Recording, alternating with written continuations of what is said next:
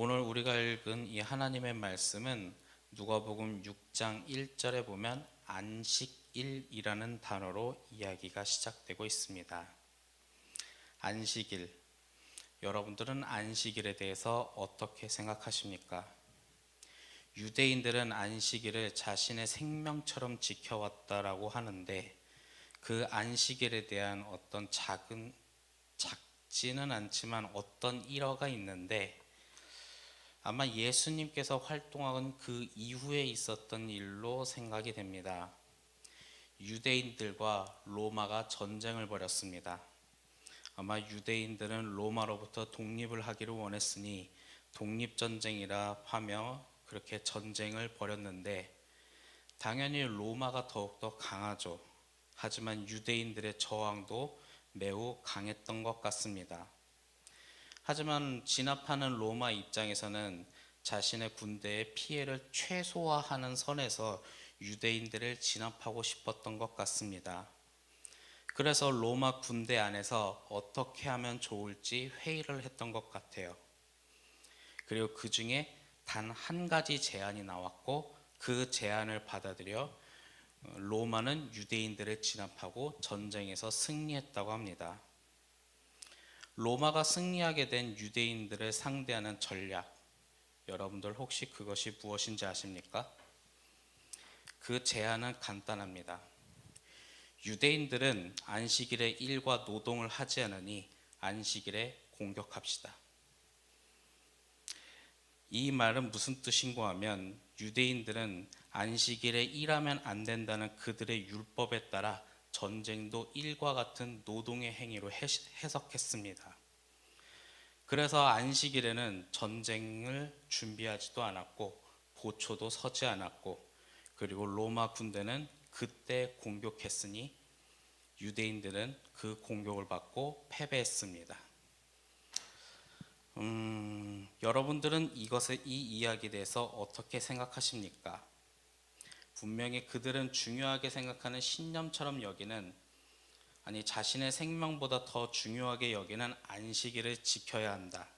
그리고 그 안식일을 소중히 지키기 위해 그때는 절대로 경제활동이나 같은 노동과 일을 하지 않는다라는 그들의 결심을 했는데, 문제는 그때는 전쟁도 하지 않고 침공당해도 반응하지 않고 그들은 패배했다라는 그런 일화가 있습니다. 여러분들은 이 이야기에 대해서 어떻게 생각하십니까? 저는 오히려 하나님은 어떻게 생각하셨을까라는 생각이 듭니다. 과연 유대인들이 안식일을 소중히 여기기 때문에 전쟁 때도 방어하지 않고 패배했다. 과연 하나님은 이런 유대인들의 행동에 대해서 칭찬하셨을까요? 아니면 저처럼 한숨을 쉬고 있지 않았을까? 유대인들의 역사는 침공과 포로 생활을 가장 기준점이 되기도 합니다. 그들의 역사에게 바벨로니아에게 멸망당하고 포로 생활을 하고 이제 그 포로 생활을 마치고 70년 만에 다시 고향 땅으로 돌아왔을 때 그들은 70년의 시간 동안 자신들의 정체성을 잃어버렸습니다. 우리는 무엇을 하는 사람일까? 오히려 그냥 바벨로니아 땅에서 거기서 그냥 70년처럼 똑같이 살아가면 더 좋지 않았을까? 그렇기 때문에 그들은 여호와 하나님이 아닌 바벨로니아의 신이었던 마르둑에게 제사를 드리고 마르둑을 믿으며 살아가는 사람도 있었을 것입니다. 즉 유대인들의 정체성, 우리는 누구를 믿으며 살아가는 사람인가? 그렇기 때문에 여호와 하나님을 믿으며 살아가는 그들에게 율법학자 에스라는 우리는 하나님의 백성이다라는 정체성을 심어주기 위해 우리는 하나님 앞에 지켜야 할 것들을 기록하게 되었고 그것이 바로 하나님의 백성이라는 정체성을 지켜왔습니다. 그 내용들이 바로 우리가 알고 있는 율법이라는 거죠. 그 율법의 진정한 의미는 하나님의 앞에 하나님의 뜻에 맞는 백성으로서의 정체성에 대한 잘 지키는 내용인데 문제는 그 율법을 너무 잘 지켜왔을까요? 그 중에 613가지나 되는 내용 중에 한 가지라도 지키지 않는 사람들은 당신은 부정한 사람이야 하면서 정죄하고 그들의 사회 경계 밖으로 밀어내는 일이 일어났던 거죠. 어쩌면 누군가는 생계 활동이 전부인 사람도 있습니다. 그러니까 아침에 일어나서 노동을 하고 밤에 잠을 자야지 하는 그런 생활밖에 안 되는 사회적 약자들은 당연히 율법의 내용을 공부할 수 있는 시간조차 없었고, 그리고 율법의 내용조차 알지 못했습니다. 그렇다면 생계 활동과 무지하다는 이유만으로 그 사람은 부정한 사람이 되었고 정죄받고 경계 밖으로 밀려났습니다.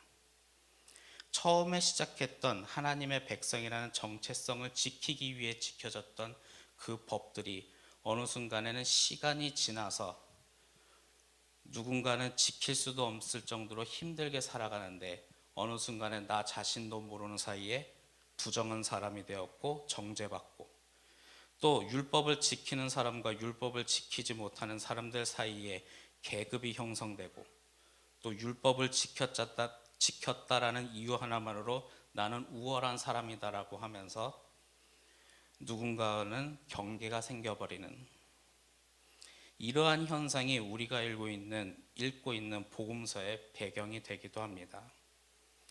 여러분들은 이러한 율법이나 안식일에 대해서 어떻게 생각하십니까? 율법학자 에스라가 제정했던 율법이 과연 잘못된 것일까요? 아니면 그 율법의 진정한 의미를 잃어버렸던 후대 사람들이 잘못 적용했던 것이 잘못된 것일까요? 분명히 안식일을 소중히 지키자라는 그 율법의 내용은 분명히 하나님의 백성으로서의 우리의 정체성을 지켜가야 한다는 하나님의 마음이 담겨져 있습니다. 하지만 누군가는 그 진정한 의미를 알지 못하고 악용하고 누군가를 괴롭히고 탄압할 수 있지 않나. 그렇기 때문에 저는 항상 생각이 드는 건 성경을 보고 나 자신을 보고 하나님의 뜻에 맞기 위해 방향성을 찾아가는 것이 우리 신앙에 중요하지 않나 생각이 듭니다. 이제 그러던 중 오늘의 말씀의 이야기를 잠깐 해보자면, 이러한 안식일에 예수님과 제자들이 밀밭 사이로 지나가고 있을 때 배고팠던 굶주렸던 제자들이 그 밀밭 사이에 이삭을 잘라 먹었습니다. 여러분들은 어떻게 생각하십니까? 타인의 재산을, 타인의 밭에 있는 것을 함부로 취했으니 예수님의 제자들은 범죄를 저질렀을까요? 아니면 그때 당시 사회적 약자들에게, 굶주린 사람들에게 언제나 먹을 수 있게 남겨뒀던 그것을 먹은 제자들이 잘못된 것일까요? 그 모습을 바라보고 있던 바리새인들은 당신들은 안식일에 일을 했다고 하면서 질책을 하고 있는 것이 오늘 우리가 읽었던 내용입니다. 아쉽게도 바리새인들은 율법을 적용했습니다. 근데 문제는 그 율법의 적용이 사회적 약자들에 대한 배려도 없고 사랑도 없고 그냥 문자 그대로 기계적인 적용을 했다는 것이 문제인 거죠. 그런 거 보면 21세기를 살아가는 우리도 이런 생각을 해볼 필요가 있습니다. 하나님께서 말씀을 남겨줬던 이 성경책을 보고도 누군가를 바라봤을 때 당신은 잘못되었다, 이 성경이 이렇게 써 있으니 당신은 잘못되었다 하면서 끝없이 잔인하게 기계적인 적용을 하면서 누군가를 정죄를 한다면 과연 인간은 얼마나 잔인해질 수 있지 않을까. 실제 사례이기도 하지만 2차 세계대전 당시에 독일의 나치당은요, 유대인들의 이러한 행동, 특히 예수님은 그들에게 독사의 자식이라고 했으니 독일의 나치당은 독사의 자식이라고 했던 유태인들을 학살하고 탄압하기 시작했습니다. 이 내용들은 여러분들이 알다시피 2차 세계대전 당시에 있었던 유태인 학살의 시초가 되는 내용이기도 하죠. 그런 것처럼 인간은 어쩌면 하나님의 말씀 가지고도 끝없이 잔인해질 수 있는 모습이 되기도 합니다. 그렇다면 예수님은 이들의 태도에서 분명히 어떻게 말씀해 주고 있을까요? 구약의 내용이었던 다윗의 이야기를 말하고 있습니다. 이 말씀 속에 있었던 다윗은 사울 왕에게 도망치는 신세였습니다. 도망자 신세였기 때문에 아무것도 가진 것도 없고 아무것도 먹은 것도 없고 굶주리고 배고픈 신세였던 그 다윗이 성소에 하나님의 전에 있던 진설병을 먹었습니다. 그러나 이 말씀 속에 진설병은 제사장 외에는 절대 먹어서는 안 된다는 법이 있습니다. 그렇다면 다윗을 어떻게 해야 할까요? 제사장 외에 절대 먹어서 안 되는 진설병, 다윗 당신 먹었으니 당신은 다윗 당신을 사형에 처하겠습니다. 여러분들은 어떻게 생각하십니까? 당시 다윗은 권력자에게 탄압받고 배고프고 굶주렸던 사회적 약자였습니다. 그런 다윗에게 사랑과 배려는 없었을까요? 예수님은 안식일은 하나님의 날이라고 말하며 하나님의 진정한 뜻이 무엇인지를 생각하라고 바리새인들에게 말하고 있습니다. 그리고 또한 제자들에게도 말하고 있습니다. 하나님께 찬양과 영광 돌려야 하는 그 안식일에 사랑과 배려를 버리고 율법을 기계적으로 적용하는 것은 옳을까요? 이제 우리는 21세기에 안식일이 아닌 주일이라는 이름 하에 우리는 예배를 드리며 지켜지고 있습니다. 주일은 어떤 날인가? 한 줄로 얘기하면 예수님께서 부활하신 날입니다. 그런 그 주일에 우리는 예수님께서 이 땅 가운데 십자가를 지신 그 사랑과 마음을 기억해야 할 것입니다.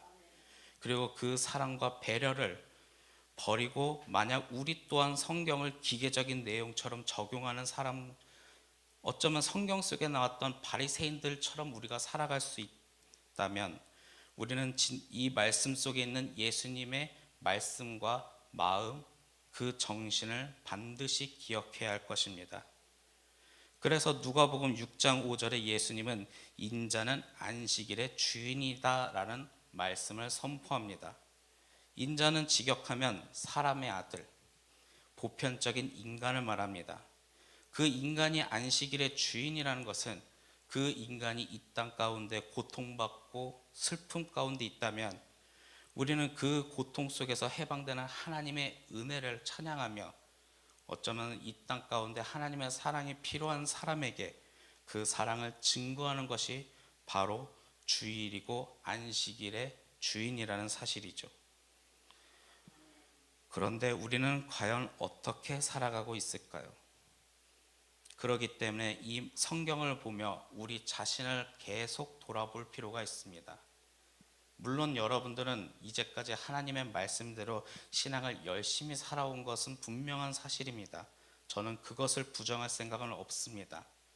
하지만 언제나 오늘 이 시간만큼 계속 반복적으로 내가 어떤 사람인지를 돌아보며 오늘 들었던 이 하나님의 말씀에 빗대어 내가 예수님의 마음으로 살고 있는지를 계속 되뇌일 때 우리는 완전하고 진실된 그리스도인이 될 것입니다. 오늘 말씀 속에 등장했던 또 바리새인, 제가 제일 싫어하는 부류 중에 하나이긴 합니다만 그들은 기계적인 적용을 통해 무엇을 얻고자 했을까요? 하지만 오히려 예수님은 그들에게조차도 사랑과 배려하는 마음으로 인자는 안식일의 주인이라는 가르침을 계속 전하고 있습니다. 그렇기 때문에 우리가 읽었던 5절 이후에는 안식일에 손이 마른 사람이 등장하는데 예수님은 진정한 안식일이 고통에서 해방되는 것을 보여주기 위해 그 손 마른 사람을 고쳐주기도 합니다. 그런데 문제는 안식일이라는 이유 하나만으로 예수님은 바리새인들에게 표적이 되고 분노의 대상이 되기도 합니다. 즉 예수님은 분노의 대상이 되는 한이 있더라도 고통 속에 있는 그 사람을 치유하고 해방시켜야 한다는 하나님의 마음을 품고 나아갔다는 사실이죠. 이것이 바로 예수님의 사랑과 배려입니다. 그렇기 때문에 오늘 말씀 앞에 우리는 예수님에 따라 사랑과 배려의 마음으로 오늘 하루를 주님과 동행하기를 원합니다. 그 사랑의 마음이 바로 하나님과 동행하는 첫걸음이죠. 그렇게 우리는 그 사랑의 마음으로 교회를 세우며 이 땅 가운데 하나님 나라를 드러내며 살아갈 것입니다. 그렇게 하나님 나라를 위해 살아가는 우리 두드림교회 성도님들이 되기를 간절히 소망합니다. 기도하겠습니다.